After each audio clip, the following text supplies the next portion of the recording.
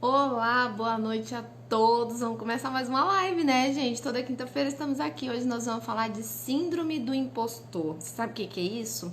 Sabe aquela pessoa que é super competente, que todo mundo elogia, fala o tanto que é competente, que é boa profissional, mas a pessoa não se empodera disso, ela não se sente o suficiente, boa o suficiente, uma grande profissional, como todos falam?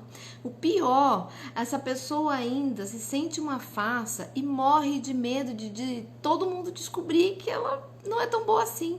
Se identificou? Então fica por aqui que é sobre isso que nós vamos conversar. Eu e a Ana Flávia Vaz, psicóloga, especializada em terapia cognitivo-comportamental. O papo hoje promete, hein? Vamos ver aqui, ó, a Flávia já. Entrem todos, sejam todos bem-vindos, meus amores. Estava falando da live. E depois o pessoal entra. Ah lá, Oiê, a minha tudo convidada, bem? linda, maravilhosa, Obrigada, que que bom estar topa essas aqui. paradas comigo. Eu topo tudo. Aninha, Vamos enfrentar. E vambora, a aí? gente precisa falar disso hoje, Ana. Sim, que legal. Achei super bom esse tema, Neisa, porque acontece muito, muito. Muito, né? Então é importante a gente falar com as pessoas sobre isso, explicar, né, o que é, esclarecer, tirar dúvida, porque eu tenho certeza que é sofrimento para muita gente, sabe? Muito. Então, a gente falar sobre isso é uma forma de esclarecer, né? De ajudar a solucionar conflitos, de ajudar a buscar saúde emocional. Acho que isso é tão importante. Então, eu Ô, fiquei muito Ana, feliz com o teu convite. eu tenho certeza que tem um monte de gente aí que nem sabe que tem, Aham, é. E o pessoal né? tá entrando. Dani, obrigada. Eu vi você aí, já quero Sejam falar. todos bem-vindos, meus amados. Ô, Ana, Maravilhoso. deixa eu te apresentar então para essa galera. Ah, claro. Gente, a Ana Flávia Vaz, ela é psicóloga, é especializada em terapia cognitivo-comportamental. Já tenho parceria com a Ana faz muito tempo, né, Ana? Que a gente se Uhum, conhece, temos pacientes uhum. comum. Então, é uma pessoa que eu super confio mesmo. Já fez uma live comigo de birra, lembra, Ana? Foi uma Ah, das foi primeiras super lives que legal. eu fiz. A gente Aham. falou de live, de dificuldade de controlar o comportamento das crianças agora, então nessa pandemia vale a pena, viu? Depois vai lá buscar lá no meu IGTV que tá lá. Tá lá. Estamos aqui, né, Ana? E eu sou Chama aí. torrindo para a galera da Ana que veio aqui nos assistir. Eu sou otorrinolaringologista, atendo adulto e criança. Agora termina que eu atendo mais criança que adulto, mas estamos aqui. E agora eu entrei numa fase de lives para conversar com as mães, porque assim eu comecei fazendo lives só de temas da otorrina, né, Ana? A otorrina Uhum. infantil. Só que eu converso muito com as mães no consultório e o tanto que eu percebo esse mesmo discurso de eu não sou boa o suficiente, mulheres até que têm dificuldade de voltar a trabalhar porque não se sentem suficientes, sabe, Ana? Como se fosse uma sensação de incompetência e pessoas que você vê estudadas, sabe? Com diploma, bem formadas, muitas com mestrado e não, mas eu não sou boa. Uhum. O que acontece? Aham. Com gabarito, né, muito bom e não se consideram boas, né, Neisa? Existe muito isso. Eu acho que o principal problema de tudo, assim, a nossa principal dificuldade é a visão que a gente tem sobre nós, né? Porque essas pessoas, elas têm evidências de que elas são boas, elas já estudaram, elas fizeram cursos bons, elas são reconhecidas pelo que elas fazem, mas elas não se veem como boas, né? Elas não se veem como suficientes e essas crenças distorcidas sobre elas é que faz surgir o problema, né? É que gera uma complicação grande. Porque, na verdade, é a forma como a gente vê, né? A Como forma você como vê, isso, como nós nos vemos, a forma como nós vemos o nosso trabalho, como nós vemos o nosso sucesso. A forma como a gente vê o nosso sucesso é muito, muito maior do que a forma como o nosso sucesso é mesmo, né? O peso que tem para nós, isso sim. psicologicamente falando, né? E é Então, engraçado que pode vir o Papa elogiar, não vai dar em nada, né? não Porque a entra, pessoa não não pega aquilo. internaliza. É, isso mesmo. A dificuldade é justamente essa, de internalizar, né, Neisa? E aí, o que a gente percebe também é que quanto mais alto o nível do cargo que a pessoa exerce, né, da dificuldade do trabalho dela, quanto maior o nível de exigência, maior as chances de desenvolver a síndrome, né? Então, assim, pessoas que ocupam grandes cargos, pessoas que passam em concursos muito difíceis de passarem, né? Ou pessoas que estão num cargo que geralmente assim, é predominantemente ocupado por homens, mas aí a mulher vai lá e Vai entra. lá, Ou o contrário também, um lugar que sim. é predominantemente ocupado por mulher e um homem entra. Então acaba se sentindo um impostor no meio de tudo isso, né? Parece que ele é a última bolachinha do pacote, assim, né? Não, não é. Ele é, mas ele não se sente, na Ele não verdade. se sente. É, Ô, Ana, deixa eu perguntar, ó, gente, eu tô vendo que o pessoal tá entrando, já estão com 20 pessoas aqui. Então, ó, tem alguma. Já tá se identificando com o assunto? Já pega aqui, ó, no aviãozinho, manda pra todo mundo, sai espalhando pra galera, né? Chama todo mundo pra cá, porque hoje o papo promete, porque eu vou espremer essa Ana Flávia hoje aqui, ai, que vocês meu vão Deus. pensar que eu sou dessas. Eu sou dessas. É, né? Você é dessas, né? Ô, Aninha, me conta, o que é, quais são os sinais clínicos que você percebe numa pessoa que tem a síndrome do impostor? Como que é o discurso, como que é o comportamento dela? O discurso é sempre um discurso de sofrimento, porque elas não conseguem atingir um padrão que elas queriam atingir, né? Na cabeça delas, aquele padrão é inatingível, mas nas evidências que a gente tem, aquele padrão ou padrão bom o suficiente já foi alcançado. Mas elas têm geralmente um nível de exigência alto, perfeccionismo, cobrança excessiva demais delas mesmas, né? Ansiedade, insegurança, porque elas nunca se sentem boas o suficiente, então nunca tá bom, então tem que sempre correr atrás e isso gera um nível de insegurança alto, né? E isso pode acarretar em doenças psicológicas, né? Então, nível alto de ansiedade, depressão também, né? Outra característica comum são dificuldades com autoestima, né? Não se veem como boa, mas também não se veem como bonita, não se veem como interessante. E aí é um conjunto, né? Uma série de coisas Fica que tudo junto, né? fica tudo ruim, a pessoa é péssima, né? Ela é horrível. Tudo é Mas na horrível. verdade, não é que ela é horrível, é que os padrões internalizados são muito altos e ela não consegue cumprir, né? E na Entendi. cabeça dela nunca tá bom, nunca tá satisfatório, porque tinha que ser melhor. Ô, Ana, e é engraçado isso, porque assim, eu fui vendo, né? Fui para fazer até essa live, eu fui estudando, fui vendo relatos de outras mulheres famosas que já divulgaram que tem, que sofreram ou que sofrem com a síndrome do impostor. Eu até coloquei essa semana com um depoimento da Rafa Brits, muito legal, ela falando que quando ela foi selecionada para um cargo numa empresa, ela não acreditou, ela fugiu. E eu até falei isso no Instagram essa semana, nos stories, que eu falei o seguinte: muita gente começou a me perguntar, realmente, essa síndrome de impostor, tem um monte de impostor por aí. Eu falei, gente, exatamente o contrário, sabe? Porque o pessoal começa, quando você fala síndrome do impostor, pensa naquela pessoa que não é capacitada e que fica fingindo que é, né? Que é o impostor real, né? Isso não é a síndrome, isso é o real, né? É o picareta também, vamos dizer Esse é o assim, né? né? O que acontece na síndrome do impostor é exatamente o contrário. A pessoa ela é capacitada, ela não se enxerga como tal. Olha a gravidade do negócio. Uhum. E fez todo um esforço para ser, né? Mas todo o esforço, nenhum esforço parece que não é antes. Você não tem essa percepção? Eu tava Não vendo é suficiente. Michelle Pfeiffer. A Uhum. Michelle Obama fez, a Rafa fez um TEDx falando sobre isso. Pessoas que você fala assim, poxa, super bem resolvida, né? Porque na internet é assim, né? Ela é linda, ela é maravilhosa, ela é rica, ela é uma Sim. atriz de primeira e tá lá. Uhum, exatamente, né?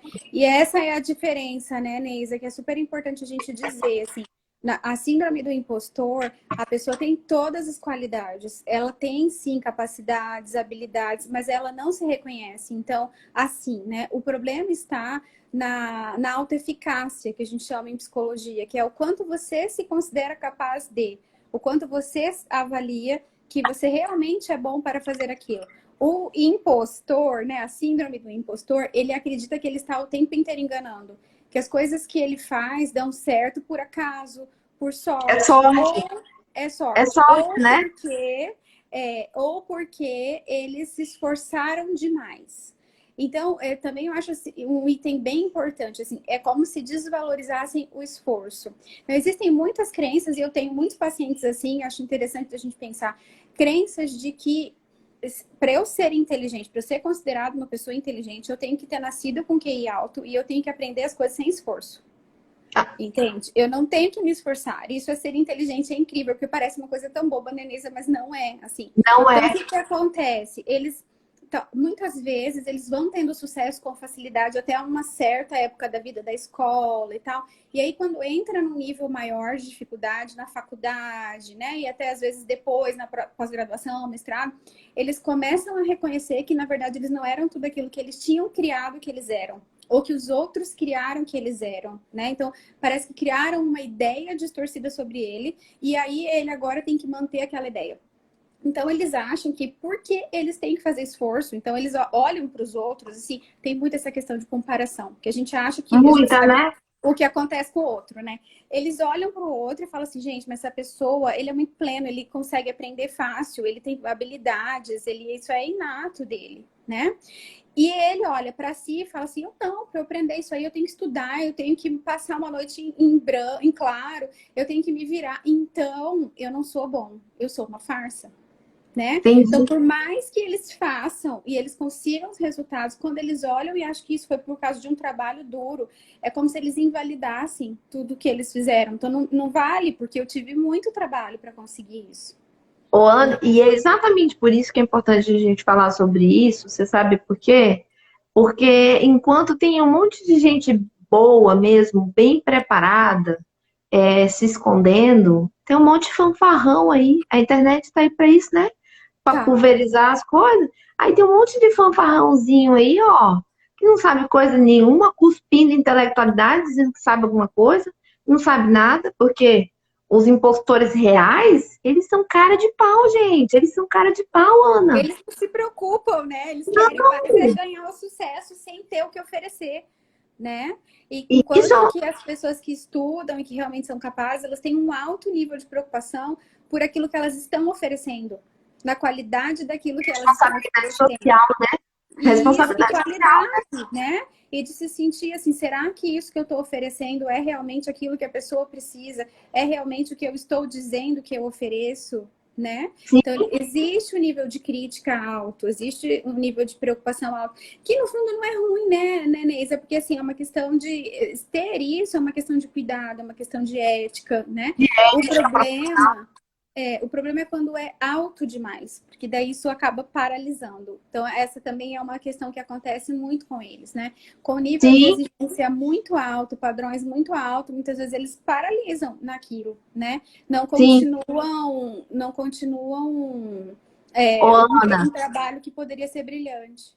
eu brinco que uma forma fácil de você descobrir quem está em síndrome do impostor ali é você elogiar ela. Sabe por quê? Você vai elogiar uma pessoa que está com síndrome do impostor, ela não aceita aquilo. Fala, não, isso aí nada. Isso aí foi sorte, isso aí aconteceu. Não, isso aí qualquer um faz, qualquer um faz. Que é Sim. isso, gente? Por mais que o elogio seja baseado em evidências, né? Porque a gente Sim, tem aí bem essa dificuldade. Eles têm as evidências todas, né? Então é um elogio de uma pessoa que talvez seja um profissional maior do que ele, mais gabaritado do que ele, dá esse elogio. Um elogio no resultado de uma prova, de um concurso, um elogio num trabalho bem feito, né? Então você tem evidências de que realmente o seu trabalho é bom, né? Mas como o problema não está no trabalho em si, e sim na visão que a pessoa tem sobre ela, uma visão distorcida, né, Ana? na visão distorcida sobre ela, né? Então é essa a ideia. E aí eu gosto de pensar nisso, eu acho importante a gente pensar sobre por quê, né? Da onde que vem isso? Por que que isso é assim, né? E É, existem várias. a Daniele Mamoto colocou, ó, o que origina essa síndrome? Isso, Daniel. É meu Oh, amigo. Oi, desculpa, Dani. Daniele Yamamoto. Daniel Desculpa, Yamamoto. Ai, que bom que você tá aqui, Dani. Então, Existem várias coisas importantes. Assim, eu acho interessante a gente pensar que o ser humano, ele é uma caixinha de segredos e cada um é de um jeito, né? Mas existem duas coisas mais importantes que as pesquisas têm mostrado, os estudos têm mostrado bastante, né? De por que que isso acontece. Que na maioria das vezes, o que que é? São duas situações. Uma situação de a criança ter sido negligenciada no retorno dos pais sobre o que elas fazem. Né? Então, assim, dos pais não conseguirem dar a ela aquilo que elas precisam como necessidade básica de reconhecimento de que o que ela fez é bom, né? De Isso, validar, mas muito exigente. isso. Então, assim, ou pais não validam, são negligentes, não se importam e não estão nem aí, mas não dão o retorno que a criança precisa, né? Ou os pais têm muito alto nível de exigência e nunca tá bom. Nunca tá bom. Nunca tá bom. Aí entra aquela frase que eu ouvi muito, Neis. Eu acho que você também, talvez as pessoas que estão aí com a gente também tenham ouvido, que é o de não fez mais que a sua obrigação. Aff, Maria. Essa é péssima, mas é real. Nunca falem isso para os seus filhos, vocês que estão aí. Eu me lembro até hoje de que eu tirei 10, assim, não sei no que era, mas eu cheguei pro meu pai e fui mostrar toda feliz. Pai, tirei 10. Ele olhou para mim e falou assim, não fez mais que a sua obrigação. Ô, Ana, Acabou. Ana, você sabe que a minha mãe, esse é o discurso básico da minha mãe, né?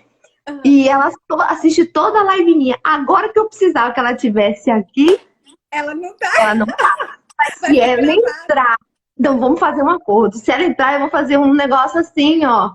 Aí você fala assim, ó, olha, você sabia? Os pais não podem falar, não fez. Aqui, ó, vovó ver a minha mãe. Repete, Ana, faz de conta que.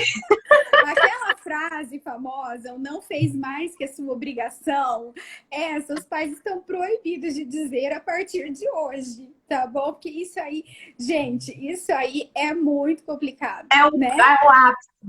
Isso. Aí, Amanda até falou assim, ó, nunca falei isso. Pior, né, Amanda? Não, cara, não dá pra falar. Fica uma dica pros pais. Ó, meu marido tá rachando aí de rir, porque deve ter falado, alguém deve ter falado isso pra ele também.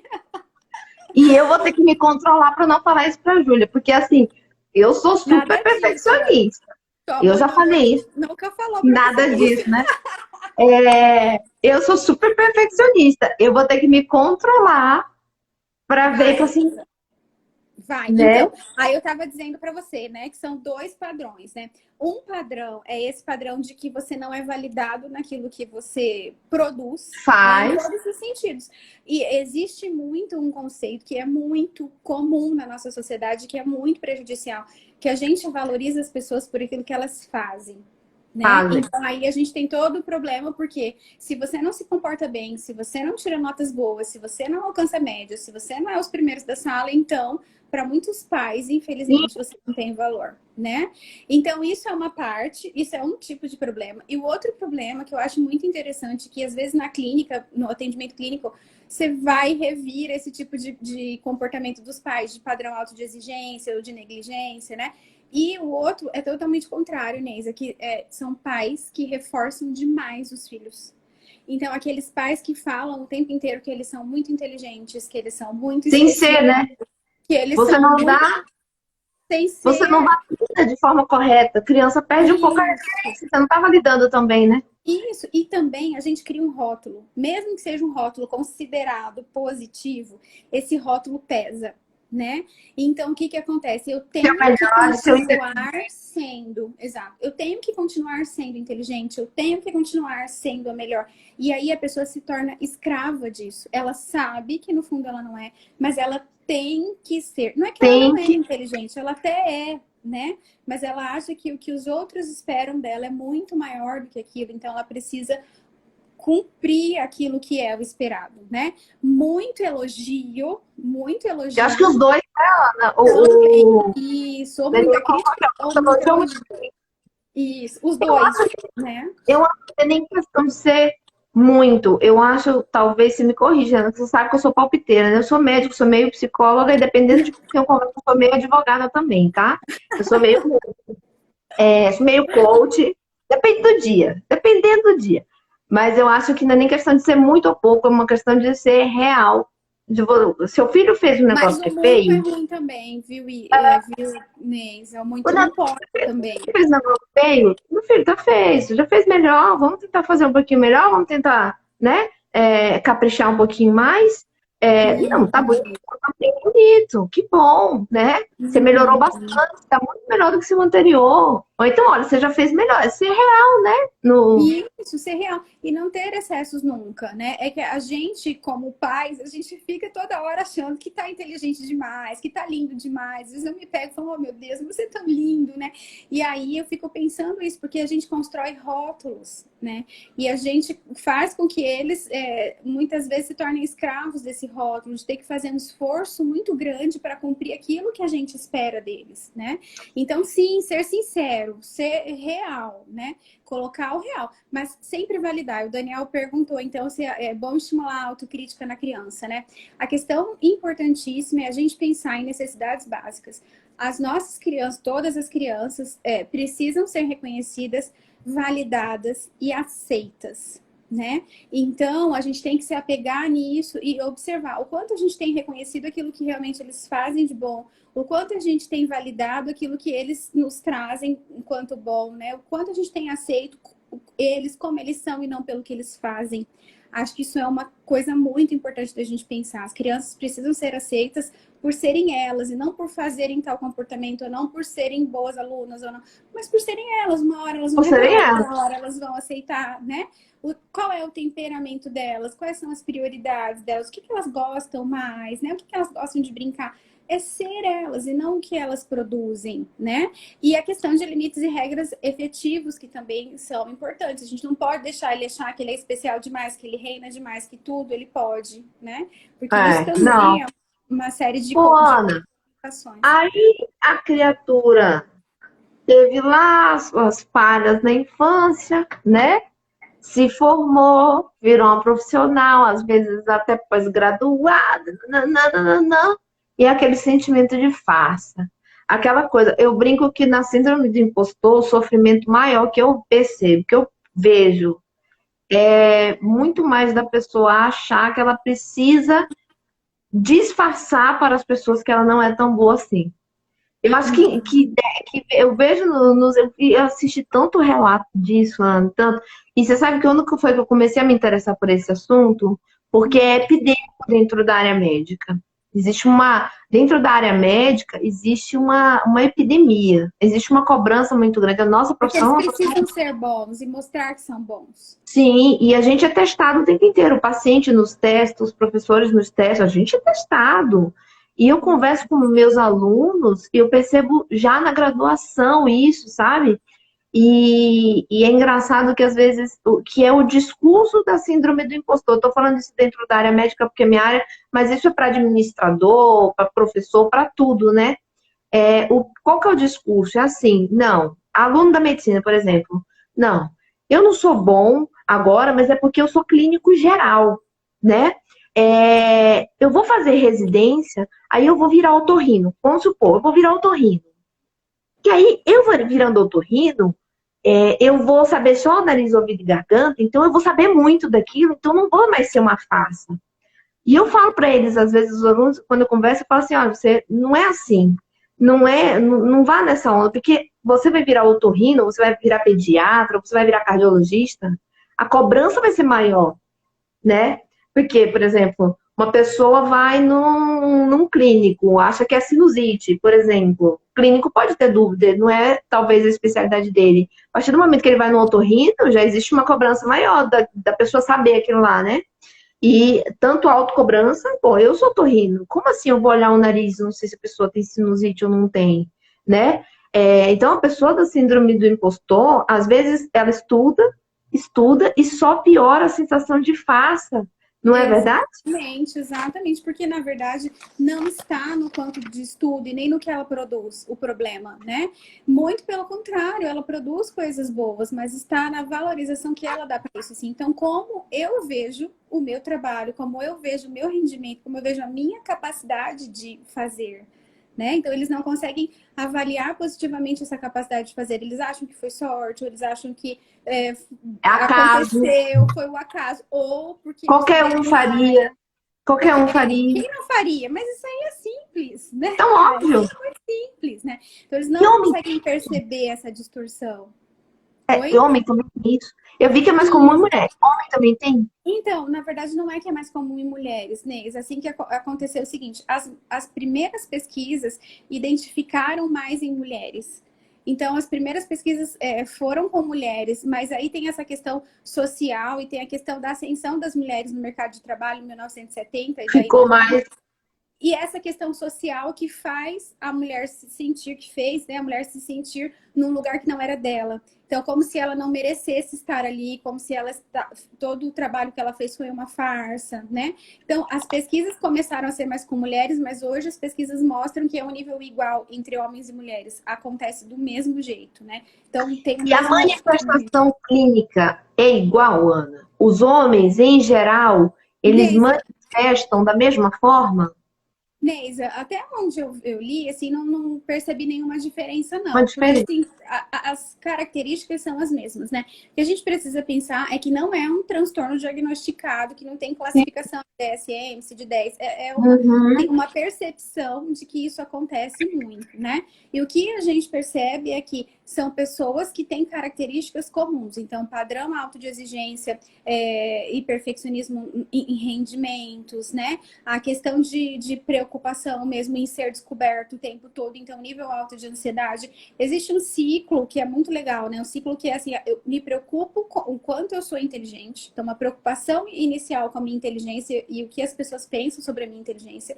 E a partir disso, que é muito provável, eu começo a produzir, para que eu seja bem avaliada, para que eu tenha bons resultados. E quando eu tenho bons resultados, eu sou bem avaliada, eu tenho um alívio momentâneo da minha preocupação com a minha inteligência. Mas isso tem um reforço que a gente chama de reforço negativo, né? Eu retiro aquela angústia inicial, mas eu fico como se fosse viciada no ciclo. Então Qual eu é o preciso gatilho, Ana? produzir. Qual é o gatilho? Sempre Varia, né? essa preocupação com a inteligência, sempre é a preocupação com a inteligência. E os gatilhos, eles podem ser muitos, né? Então, uma coisa assim, o quanto eu sou inteligente e o quanto eu sou capaz realmente, né? Não só a inteligência, mas a capacidade de produzir e o quanto é perigoso o outro descobrir que, na verdade, eu não sou nada disso. Não sou Esse nada. medo dessa descoberta, dessa farsa, né? Que, na verdade, não é uma farsa, mas a pessoa sente como se Se fosse, sente dessa forma. Ô, é Ana, terrível, né? Ô, Ana, e é assim, é engraçado que essa pessoa ela termina necessitando ainda mais de um reforço externo, de alguém fora pegar e falar para ela, olha, você é muito bom. Aquilo até para acalmar a angústia dela, acalmar a sensação, né, de que ela não é boa. Só que hoje em dia com a internet, principalmente, eu estou falando da internet porque termina que muita gente está por aqui. Hoje, não é só na internet, hoje em dia, você se posicionar é um negócio complicado, porque as pessoas elas não estão mais ponderando o que elas estão falando e elas saem cuspindo besteira para você, entendeu? Então, a partir do momento que você começa a ficar muito refém dessa validação externa de pessoas, você fica na mão de pessoas que não vão ter discernimento, às vezes senso moral, crítico, entendeu? De te falar a verdade. Ela vai se aproveitar, às vezes, para te desmoralizar, não é? Dependendo Sim, do temperamento da pessoa, a pessoa se fecha, acabou, se sim. esconde. É, Isso, e aí tem esse um outro movimento também, Nisa, porque esse que a gente está falando agora, assim, é o movimento da pessoa que se preocupa com como ela vai ser avaliada e se ela vai ser descoberta, e ela começa a produzir e vira esse ciclo, né? Mas tem uma outra característica que também acontece e que é comum, essa é a característica de procrastinar. Então, eu tenho capacidade, mas eu não avalio a minha capacidade como o suficiente. Então, como eu tenho tanto medo de fracassar, eu nem tento. Eu nem dou o meu melhor, eu deixo para a última hora, porque se eu fizer de qualquer jeito, também não me esforcei, também, né, não estava muito aí mesmo. Então, funciona procrastina, né? isso como se fosse um movimento de autossabotagem, sabe? Eu tenho capacidade de fazer, eu sou gabaritado para isso, porém, eu tenho tanto medo de fracassar que ou eu deixo para a última hora, ou eu não faço, eu não me arrisco naquilo, né? Com medo do fracasso. Então, nesse sentido, o medo do fracasso paralisa, né? Paralisa. Em um lado, eles trabalham demais e são workaholics demais porque precisam mostrar confirmar o tempo todo. E Por outro estudam, né? Eu vi que tem um estudam, estudo que produzem. fala que é muito, muito frequente em pessoas que estão em pós-graduações, mestrado e doutorado. Quanto Exatamente mais por isso. alto. É muito comum em professores universitários, em acadêmicos, né, universitários, porque é um nível que exige, é um lugar, um No ambiente ambiente, né? que exige isso, que cobre esses padrões altos, que cobre esses rendimentos altos, né? Então, aí que a gente tem que perceber também essas duas características, né? Então, existem algumas pessoas que é como se elas hipercompensassem, né? Então, elas precisam manter esse padrão o tempo todo. E existem outras, são aquelas que você sabe que, assim, cara, tem toda a capacidade de ir, de fazer, mas não faz, não se empenha, ou deixa tudo para a última hora, que é para um medo de fracassar. Eu tenho tanto medo de fracassar que eu não me envolvo com isso. Ô, Né? Ana, eu posso dizer que quem tem síndrome do impostor tem baixa autoestima? É muito, muito associado, né? Mas o que é, Neisa? Se a gente for pensar, tudo está ligado a essa visão distorcida de nós mesmos, né? Então, assim, como essas pessoas geralmente elas têm padrões altos para tudo, elas provavelmente têm visões muito erradas sobre elas e isso gera baixa autoestima, né? Então, o Ô, que eu Ana, acho importante a gente dizer, assim, principalmente para as pessoas que elas não são uma farsa, né? Que é, por mais que elas sintam isso, elas não são uma farsa. Mas a forma como elas organizaram os conteúdos das coisas que elas viveram, as experiências significativas, aquilo que é importante para elas, né? Então, as vivências delas e as coisas que elas foram dando valor, elas caracterizaram a vida delas, a produção delas desse jeito. Então, foram construções disfuncionais, né? Mas que talvez em algum momento da vida delas foi significativa. Mas o que elas precisam pensar é que por mais que elas se sintam, elas não são. é. Ô, Ana, e a base é o autoconhecimento, né? É identificar suas áreas de expertise e ir. Então, ó, galera, o negócio é o seguinte: existe luz no fim do túnel, né? Existe luz no fim do túnel. E Ana, você como uma psicóloga, terapeuta cognitivo-comportamental, a galera da terapia cognitivo-comportamental, eles são rápido objetivos, ó, pá, me diz aqui, né? Me diz aqui uma coisa, Ana. Vamos contar para essa galera estratégias, que foi até uma coisa que eu fiz uma live maravilhosa com a Iana, sabia? A Ah, Iana é mentora de mulheres, ajuda nessa parte de coaching, de organização, me diverti um monte para que fazer aquela legal. live. Eu te falei que eu sou metida coach também, né? Metida coach, advogada, multiuso, Mas até advogada você é essa, eu não até sabia. advogada. Depende, se tiver uma irmã que eu viro psicóloga também, viu? Daquele Legal. tempo, Ana, não conhece. Aí, o que que acontece, Ana? Vamos pensar assim, estratégias que a pessoa pode utilizar para amenizar. Eu tenho esse problema, identifiquei. Então, quem está aqui ouvindo, eu tenho esse problema, tá? Identifiquei, ok, me convenci. Estou com síndrome do impostor. O que que eu posso fazer a partir de hoje para amenizar? Neisa, existem várias estratégias, e aí quando a gente fala da cognitivo comportamental, a gente tem um monte de estratégias mesmo, né? Nesse ponto, assim, só as coisas que a gente conversou aqui, a gente já consegue pontuar coisas que a gente precisa trabalhar. Então, principalmente, né, a distorção da minha visão sobre o meu trabalho, a distorção da minha visão sobre a minha capacidade de produzir, né? Essas são as questões mais importantes. Aí a gente vai trabalhar com questões de autoconfiança. Eu gosto sempre de explicar para os meus pacientes, assim, como é que a gente produz autoconfiança? Como que eu me torno autoconfiante, né? Como? Então, isso é uma coisa muito simples, muito fácil, mas a gente precisa colocar em prática. O que acontece? As Peraí, pessoas Brasil, que para tudo aí. Todo mundo manda no aviãozinho. Joga, pulveriza. Autoconfiança, galera. que Vambora. têm um nível alto de exigência, elas se focam muito mais naquilo que elas não conseguiram e elas olham só o que deu errado, né? A autoconfiança só surge quando a gente começa a olhar e validar aquilo que deu A certo. gente mesmo validar, porque agora nós somos adultos, né? A Nós já somos gente capazes de validar. Exatamente, o processo é esse, né? Acontece que a gente internaliza aqueles pais críticos e punitivos lá da infância e a gente acaba sendo os nossos pais críticos e punitivos depois na vida adulta, né? Então nunca tá bom, porque aquele pai punitivo tá lá falando que você não tá fazendo mais que a sua obrigação, né? E aí, o que acontece? A gente precisa, então, quebrar estes padrões. Os nossos padrões altos, eles são o problema da nossa insegurança, né? Dos nossos medos. Então, questionar os nossos padrões e nos validar nos pequenos passos.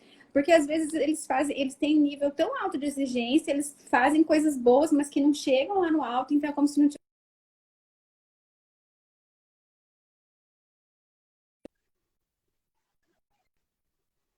Ô, Ana, é aquele velho feito é melhor que perfeito. Você alcançou a meta, e não tô, aqui ninguém tá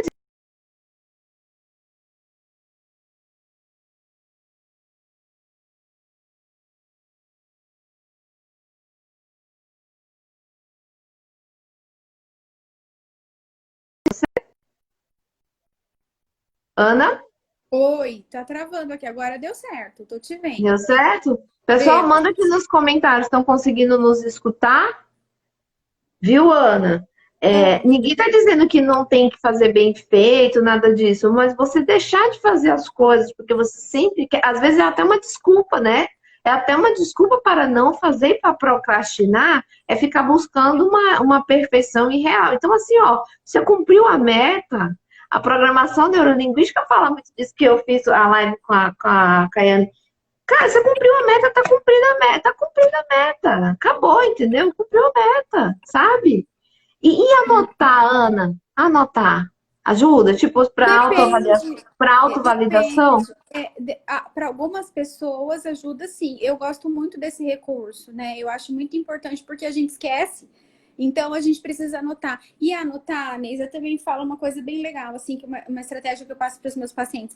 Naqueles momentos piores, que a tua cabeça tá mais cheia de coisas ruins sobre você, de pensamentos ruins, vai lá e escreve tudo num lugar que você se sinta à vontade, né? Tudo de ruim, Tudo que você está pensando, tudo que está na sua tá? cabeça, tá? E como se você desabafasse no papel e você guarda. Você vai esperar até um momento que você estiver melhor, que estiver tudo bem, que você estiver sentindo que está tudo ok. Você vai voltar, vai pegar uma caneta marca-texto e você vai marcar tudo que agora você consegue perceber que não é daquele jeito. Né? Então, isso a gente está percebendo as nossas distorções cognitivas, os erros que a gente tem sobre nós mesmos, né? Mas, Neisa, uma coisa que eu acho fundamental, assim, e que eu trabalho com os meus pacientes agora, é essa questão do valor que nós temos, né? Da nossa construção, da nossa identidade, a partir de ser aquilo que nós somos. E não é fácil perceber isso. É muito difícil, porque a gente não sabe quem a gente é. E quanto mais novo, assim, adolescente, jovem, adulto, mais dificuldade eles vão ter de saber quem eles são realmente, né? Esse contato interno com a gente. Mas tem que ser um processo de se conhecer, aquilo que você falou de autoconhecimento mesmo. Autoconhecimento. Isso, a partir do momento que eu me conheço, eu sei quais são as minhas habilidades, aonde eu tenho facilidade, aonde eu tenho mais dificuldade, e me acolher. Me acolher no sentido de que isso é bom, né? Sem crítica, sem julgamento. Então, aí eu gosto muito das coisas de autocompaixão, que na minha vida foi o que deu certo. Foi a autocompaixão para mim, que me ajudou a me livrar dos meus padrões e a entender que eu não preciso cumprir os meus padrões. Eu preciso ser Sim. quem eu sou e me permitir ser quem eu sou e me sentir bem com isso, né? Ô, Isso Ana, é suficiente. você sabe, por exemplo, porque as pessoas acham assim, aqui, né? Tem muita gente, às vezes, que eu vejo isso com mães. Nossa, como é que você dá conta de tudo? Você é isso, você é aquilo, você tem duas filhas. Cara, eu também tenho um mar de insegurança, todos nós somos assim. Eu já passei por vários momentos, inclusive dentro da minha carreira, que eu me questionei minha capacidade, faz parte. Você, quando tá num processo.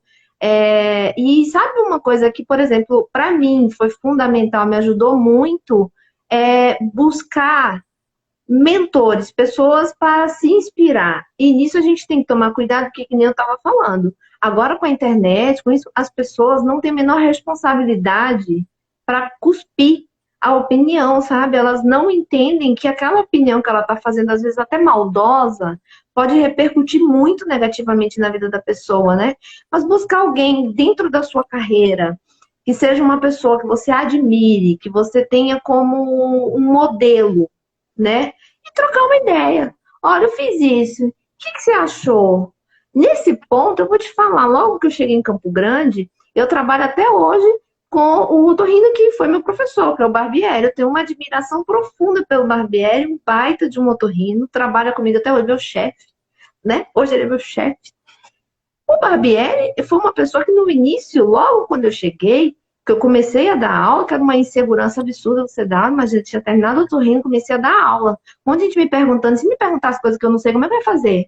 Né? Como é que eu ia disfarçar que não sabia? Era assim a ideia. O que que me ajudou? Primeiro, o contato com o Barbieri. Validar mesmo. Professor, o que que você acha? Eu fiz isso. Olha, eu tive um caso assim, eu fiz tal coisa, não respondeu Se muito abrir, bem. né? Como falar, né? Falar o que Fala, está acontecendo, a sua insegurança, o seu medo. professor, você acha melhor entrar nessa estratégia de tratamento ou nessa estratégia de tratamento? Vamos discutir um caso? Posso discutir um caso do consultório que eu quero discutir com você? Aquilo para mim foi um divisor de águas na minha vida, sabe? Por quê? Uhum. Porque a partir dali eu falei assim, cara, tem uma pessoa que pode falar, Neisa, esse tratamento, ó, top, raciocínio clínico muito bom. É uma pessoa que tem responsabilidade, entendeu? Que é seu amigo, que tá na mesma área que você. Então, eu sempre falo isso para os meus alunos. Busque alguém dentro da área. E eu falo agora para as mães que estão nos Você concorda comigo, né, Ana? Que essa é uma Claro, estratégia, né? sim, Você verbalizar, verbalizar, sim. ó. Buscar alguém que você se... É, Que ô você... Neisa, eu acho assim que todas as técnicas, tudo isso que a gente falou e mais um monte de outras técnicas podem ser usadas e elas sim vão dar resultado, né? Mas eu acho que o mais importante é o que a Dani escreveu aí, assim, é um processo. É o processo, sabe? E o processo é o processo de você se entender desde lá da sua origem, né? De onde você veio, quem você é, como você foi educado, que necessidades foram atendidas na sua infância, que necessidades não foram atendidas, porque as que não foram atendidas a gente continua buscando suprir do nosso Sim, jeito e de um jeito disfuncional, né? E pensar que o nosso cérebro ele é moldado de acordo com isso que a gente viveu, né? Então que a gente é resultado daquilo lá. Então às vezes ele continua ainda naquele padrão, mas hoje a gente já vive outras coisas em outro contexto. Então a gente precisa mudar, mas nada muda da noite para o dia. Não existe mágica. Então a gente tem que trabalhar nesse nosso processo, né? Que é um processo que de reconhecer, de identificar. Então, o primeiro passo é identificar que, olha, realmente essa síndrome aí combina comigo, eu tenho isso, né? E aí, o segundo passo, depois que eu estou consciente disso, então, é eu entrar em contato e ver por que é assim. Observar esses pais punitivos que a gente tem internalizado e que a gente fica se dando chicoteado o tempo inteiro, né? E construir novos caminhos. Porque esse caminho de crítica, de julgamento, de dizer que você não é bom o suficiente, ele já é estabelecido no nosso cérebro, ele já tá, ainda mais, acabou, né? né? É, quando a gente. É outro movimento agora. E aí, este que é o processo que realmente restaura, né? Não é uma técnica, não são várias técnicas, mas é um processo de você todo dia trabalhar com você para te ensinar novos caminhos, né? Então, é um processo de invalidar tudo aquilo que já é Sim, construído, porque não te ajuda mais e não te faz bem, e começar a validar outros caminhos, e que a gente, quando fala de caminhos, a gente fala até de circuitos, né, neuronais mesmo, de outras conexões sim. sinápticas que vão se desenvolver, mas que não é mágica, né? Ô, Então, é Ana, trabalhar naquilo todos os dias. eu falo isso até para os meus alunos na universidade, né? Que eles ficam naquela angústia, assim, eu não sou bom, nunca vou ser bom. Eu falo, eles ficam com esse medo. Eu brinco assim, ó. Ah, tudo bem, você é uma farsa, você é ruim. Mas você acha que o mundo inteiro é burro? O mundo inteiro é burro, o mundo inteiro tá acreditando em você. Ninguém tá percebendo. Você tá disfarçando e ninguém tá percebendo. Então eu brinco muito assim com os alunos. Eu falo, calma. Se você fosse tão ruim assim quanto você imagina, você acha que você ia chegar no sexto ano, ninguém ia perceber que você vai se formar, você vai entrar no residência e ninguém percebeu que você é ruim até agora. Você é tão bom assim enganar as pessoas? Porque É, a e que só sensação que o a seu pessoa tem é esforço, né? E que só o esforço ia levar a pessoa tão longe assim, né? É só porque eu me esforço. E claro que não, tudo bem que você se esforça, e é assim mesmo, porque as pessoas são assim, o mundo é assim, mais que os seres humanos sejam brilhantes, e muitos são, eles precisam se esforçar, se dedicar, né? Mas só o esforço talvez não leve a pessoa a tão longe, né? E, Então, isso e também a gente começar a precisa perceber. aceitar. E começar a aceitar também os elogios, né, Ana? Aceitar as conquistas. Não ficar pensando que é um acaso. Ah, o Isso. universo inteiro tá, né? Não é Uhum. assim que funciona também, né?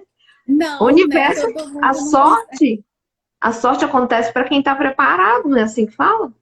Então, se a Uhum. sorte está tão do seu lado, é porque você está preparado, entendeu? Uhum. É tentar amenizar essa sensação, tentando se validar, puxar pro racional, né? Sim, e acolher quem nós somos, do jeito que a gente é, porque nós não vamos ser perfeitos, nós não vamos sempre acertar, né? E a gente pode sim errar. Eu acho que isso é um processo de educação emocional mesmo, né? Da gente entender que a gente vai ter decepções, que a gente vai ter fracassos, que nós vamos falhar, mas que isso não nos faz menos do que ninguém. E essa questão principal que eu acho que a gente precisa trabalhar e psicoeducar, principalmente as nossas crianças, assim, que o nosso valor não está naquilo que a gente faz, né? Não Ou, está. Eu ser a filha obediente, eu tirar a nota 10, ou eu ser o mais aplicado, ou eu ter o melhor trabalho. O nosso valor está em ser quem nós somos, com todas as nossas dificuldades, mas também com todas as nossas ou habilidades, Ana, potencialidades. e antes que eles nos expulsem, eu acho que eu queria fazer uma ressalva aqui também. Que eu acho, que eu falei que eu sou meio psicóloga, né? Se eu estiver falando besteira, você fala. Eu falei pra você. Eu gosto de dar pitaco. Tá. É, eu gosto de dar pitaco. O que Ah, acontece? A gente precisa começar a ter mais coragem de verbalizar as nossas inseguranças. Eu acho isso também, entendeu? É, verbalizar. Eu acho que eu tenho insegurança. Por exemplo, eu quando comecei a dar aula na universidade, eu tinha muito medo do aluno me perguntar uma coisa que eu não soubesse responder. Era meu pânico. Falei, cara, eles vão me fazer alguma pergunta, eles vão tirar uma pergunta do baú e eu não vou saber responder. Com que cara eu vou ficar? Imagina na universidade cheia de velho, os velhos tudo lá, e eu com essa cara de 20 anos dando aula. Entendeu? Você pensa bem, eu aham. morria de medo. Até que um dia eu falei assim, cara, não dá para ficar com esse medo. Eu catei os alunos na primeira aula e falei o seguinte, olha, eu tô aqui na cadeira de otorrino, eu e Barbieri é fantástico. Um dia eu chego lá, estamos estudando para isso. Se vocês me fizerem alguma pergunta que eu não saiba responder, eu vou pesquisar e a gente vai chegar nessa discussão. Porque eu vou aprender com vocês, vocês vão me ensinar, eu vou ensinar. Cara, a partir do momento em que eu adotei uma postura mais assim, tipo, olha, vocês podem me fazer perguntas que eu não vou saber responder, mas ok, eu vou pesquisar e nós vamos para frente. Isso é regulação emocional, sabe, Neisa? Porque quando a gente fica tentando fugir, mostrar uma coisa que a gente Sim, como se a gente não pudesse errar, como se a gente tivesse que ser perfeito, se a gente tivesse que saber tudo, isso gera um esforço muito grande, um comprometimento emocional muito grande, né?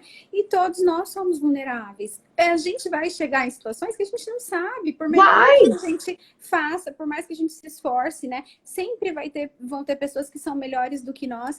E ok, né? Aí a questão é de nós termos essa regulação emocional para a gente conseguir lidar com as emoções que isso gera em nós, né? Que é sim, ruim, é difícil você dizer, ainda mais para pessoas que têm esses esquemas, assim, né? De terem sido invalidados e crenças de fracasso. É muito difícil você poder dizer, olha, eu não sei, né? Olha, ah, eu vou pesquisar e depois eu te falo, né? ô, Mas Ana, você é e é humano, né? libertador. Tô te falando que eu tô no meio acadêmico, eu entrei no meio acadêmico muito nova.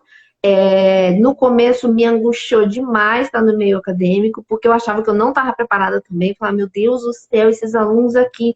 Gente, não é fácil dar aula para aluno de medicina, pensa bem. Morri de medo, esses guris vão sair do além aqui, eu tô ferrada. Eu ficava assim, né? Então, imagina. E a partir do momento que você, pá, já joga aberto, olha, tô aqui, vamos aprender junto, toca o barco, vambora. E eu faço isso, Uhum. Ana, eu adotei isso como coisa para a vida, isso melhora a vida de qualquer pessoa. Eu falo isso até para as minhas amigas que são médicas, que eu tenho um contato maior, que também terminam falando para mim de angústia. Eu falo, gente, vocês têm que começar a tirar isso. Às vezes eu pego casos no próprio consultório que eu falo assim, ó, vou estudar seu caso, vou estudar seu caso. Deixa seu exame aqui comigo, Uhum. vou estudar e depois a gente conversa. Mas a gente tem que fazer isso Isso é um mesmo, ato né? de responsabilidade. Claro, a gente não vai saber tudo, e tem casos que a gente vai Sim, estudar e que mesmo assim não vai dar certo, né? E o que que a gente vai fazer, né? Nós somos humanos, e eu acho que esse fato de reconhecer a nossa vulnerabilidade e de expor a nossa vulnerabilidade, sim, nos fortalece, né? E tem um livro que eu gosto muito, que fala muito sobre isso, que é A Coragem de Ser Imperfeito, né? É sim, da muito Brené Brown. legal, Eu muito assisti o legal, documentário dela no exatamente Netflix. isso. Gente, Muito bom. assistam. É Chamado. libertador. Como que é o nome do... A Gente, como coragem que é de o ser nome? imperfeito. A Coragem de É o Ser Imperfeito. mesmo. Mas Aham. tem Eu no indico. Netflix, ele tá com outro nome. Ele tá com o Chamado da Coragem, alguma coisa assim. Ah, pode ser. Não sei, É, tem um livro assim sobre a coragem também. gente, é fantástico. Assista esse documentário tá no Netflix. Fantástico, fantástico, fantástico. E ela falou uma coisa que eu achei muito legal.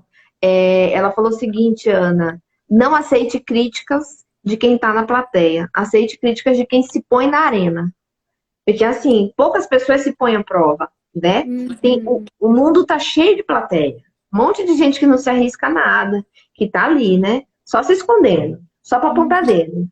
Então, quando você receber uma crítica, que aquilo acabar com você, você olha para a pessoa e fala assim: pera lá, essa pessoa tá na arena aqui comigo, dando a cara a tapa, se expondo aqui, ó, 9h30 da noite, ó, falando de coisa que eu não entendo, né? Aqui, ó, dando pitaco na área da Ana.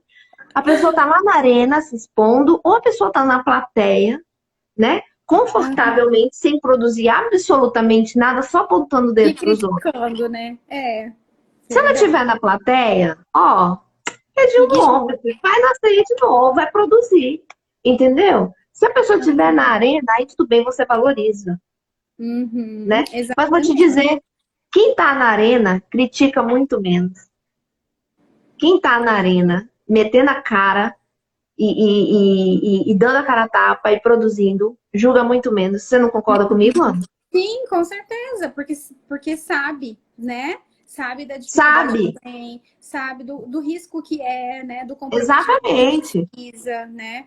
Ô, Neise, eu queria falar também mais uma coisa, assim, porque a gente falou bastante de se aceitar, de se acolher, de não se julgar, né? De se comprometer, assim, com essa busca de entender por quê, de onde vem, de tirar esses pais punitivos aí de dentro, né? E eu sei que como essas pessoas têm um perfil alto de cobrança, de exigência, de perfeccionismo, às vezes quando a gente fala de aceitar, eles ficam assim, mas eu não posso aceitar, porque se eu aceitar eu vou parar de lutar, né? Eu vou parar de correr atrás, eu vou parar de produzir. E não é isso, né? A gente aceita, quando a gente aceita, a gente olhar pra gente e dizer assim, ok, o que eu tenho é bom, e isso é satisfatório e é suficiente. Porém, eu posso me comprometer com coisas que eu quero fazer, com Sim. coisas que eu quero ser melhor, né? Com coisas Se que eu ainda quero desapegar, alcançar. Isso, mas sim, só que o peso muda, né? Porque antes, né, resumo. para essas pessoas, o que acontece? Elas têm que, eu tenho que produzir, eu tenho que alcançar, Sim, eu tenho que, né? Quando a gente diz assim, ok, eu sou boa do jeito que eu sou suficiente do jeito que eu sou, com os meus erros, com as minhas virtudes, com os meus defeitos, com os meus valores, né? E se aceita, mas se compromete com tudo que você pode fazer melhor, com tudo que você pode fazer diferente. Aí eu quero também deixar uma outra dica de um livro, depois posso pôr lá no meu Instagram para vocês olharem, que é o de me autocompaixão. marquem para eu colocar no meu também. Tá, vou te marcar. É Autocompaixão, da Christian Neff. Ela é uma das autoras, das principais autoras de autocompaixão na psicologia, e o livro dela ensina muito a gente a se tratar, né, assim, sem julgamento, compreendendo a nossa história, compreendendo quem nós somos, e com esse olhar de se comprometer com tudo que a gente ainda quer fazer mais, né? Mas Sim. fazer sem peso, sem cobrança, né, de uma forma leve. Então, acho que isso que é, assim, uma questão muito importante, muito E, gente, importante. esse documentário do Netflix da Brené Brown, É com o João Porto também, não tá é? ótimo, gente. Vale muito a pena assistir para poder fazer essa live, Ana. Terminei caindo, Ah, adorei. que legal. Adorei, foi tão bom pra mim. Nossa, foi ótimo, adorei. Aninha, muito obrigada por ter aceitado. Tinha um monte de Obrigada a aluno seu você. aqui também, ó, professor, é tudo professor. Nós estamos tudo aqui assim, né, gente? Que fase. Ó, Obrigada pelo convite, viu? Amei. Eu sempre amo conversar com você, porque é sempre muito bom, muito divertido, eu né? fico dando Eu pitaco, gosto. né, Ana? Você fica, agora eu fiquei sabendo que você é advogada, né? Além Advogada, do mais, coach, coach, psicóloga, psicóloga. otorrino, tudo isso. Nas horas Tudo isso. vagas, você é otorrino. Nas horas vagas, assim, eu trato nariz, ouvido e garganta, sabe? Ah, Mas, ó, Aninha, muito obrigada por ter topado fazer essa parada comigo. Imagina, na hora que precisar, me chama que eu adoro. Eu adorei, você sabe que eu sou sua fã. A Eu gente que já sou sua tem fã, nem vem. mando um monte. Amanda, obrigada pelo seu feedback. Aninha, amada, ó, você tá no meu coração. Janinha, Você também. obrigada por ter nos assistido. A Janaína é minha amiga, amigona lá do HU. Ó, muito obrigada por todos. A Paty Vai também ficar participou gravada no bastante. IGTV. Beijo, Paty. E ó, antes que eu me esqueça, galera que tá aqui, semana que vem eu vou ter 2 lives. Eu vou ter uma live com a Nathalie, pediatra, para falar de atraso de fala nas crianças. Que E legal. quinta-feira eu vou fazer uma live com o Daniel Figueiredo. Daniel, vocês não têm noção, Daniel é top, top master. A gente vai falar da relação entre leite, alterações digestivas e doenças respiratórias. Ai, que legal. Agora eu tenho estudado intestino, eu tô a doutora Cocô ultimamente, só penso nisso. Mas é porque existe uma relação muito grande entre intolerâncias alimentares, ingestas de leite, alterações digestivas e doenças respiratórias, sinusite, rinite. E o Daniel é super bom, entende super disso também. A gente vai fazer esse bem bolado, eu e ele, sabe? Então vai ser muito legal. Tem 2 lives semana que vem. 2 Nossa, lives. que bom, que legal. Uma de fala com a Nathalie, que é uma pediatra fantástica, e com o Daniel. Então, semana que vem, imagina. Não vou perder, então. Pode deixar, você vai me ver lá. Tá? Ó, Eu quero agradecer também Daniel, que participou bastante aí da nossa live. participou hoje. super, Obrigada. Daniel. Sua participação foi fantástica, porque fez um monte de pergunta Microbiota. muito boa. Ó, a Paty, a Nutri, falando que microbiota é tudo, viu? Ô, Paty, eu tô nessa vibe aí, viu? Eu tô nessa vibe. Eu só penso em microbiota e intestino, só penso nisso. Porque eu olho pra isso, eu já lembro do catarro que não seca. Ó aí, só diminuir o leite, o catarro já acaba. Tá vendo? Graças a Deus, uma legião que acredita em mim. Eu pensava que era só eu que estava pensando nisso, eu já percebi isso. Falei, gente do céu, catarro e intestino tem tudo a ver, e tem mesmo, gente. Já percebi isso no consultório, tenho percebido isso cada vez mais. Tenho estudado muito isso para fazer modulação intestinal nos meus pacientes. E eu acho que, ó, é o futuro do negócio mesmo. Semana que vem, espero todos vocês, tá bom? Aninha, Beijo, obrigada, tá? você mora no meu Valeu coração. muito. Obrigada, viu, meu Você amor? também mora no meu. Obrigada, beijo. Beijo, tchau, gente. Tchau, obrigada, gente. Tchau.